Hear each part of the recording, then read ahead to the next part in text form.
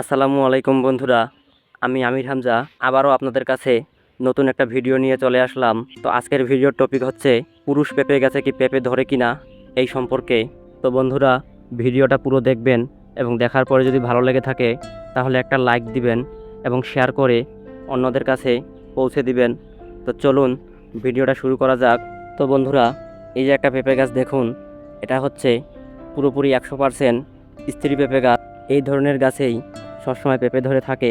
তারপরে বন্ধুরা, এই যে একটা পেঁপে গাছ দেখুন, এটা হচ্ছে উভলিঙ্গ পেঁপে গাছ, অর্থাৎ এই গাছে পেঁপেও ধরে, আবার পুরুষ গাছের মতো অসংখ্য ফুলও হয়। এই গাছটাতে দেখুন কি পরিমাণ পেঁপে ধরেছে, কিন্তু পেঁপের সাইজগুলো একটু লম্বাটে, স্ত্রী গাছের মতো অতটাও গোলাকার নয়। আর বন্ধুরা, এরকম গাছের পেঁপেগুলো সবসময় এরকমই হয়, লম্বাটে এবং চিকন চিকন। তবে এই পেঁপেগুলোকে আরেকটু মোটা তাজা এবং বড় করা সম্ভব। এই যে দেখুন, একটা বটার মধ্যেই 4 থেকে 5টা পেঁপে ধরেছে।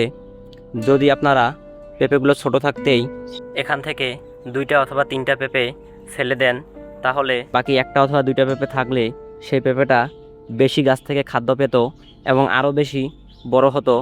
তো যাই হোক, এই বাগানের মালিক সেরকম কিছুই করেননি, তাই পেঁপেগুলো ছোট ছোট হয়েছে। তারপরে বন্ধুরা দেখুন, এটা হচ্ছে একটা 100% পুরুষ পেঁপে গাছ, কিন্তু আশ্চর্যের বিষয় হচ্ছে এই গাছের মধ্যেও পেঁপে ধরেছে। আপনাদেরকে একটু দেখাই। এই যে দেখুন, একদম নিচে প্রায় মাটির সঙ্গে লেগেই যাচ্ছে আর একটু হলে। তো এটা 100% পুরুষ পেঁপে গাছ হওয়া সত্ত্বেও এই গাছটাতে পেঁপে ধরেছে মাত্র 2টি।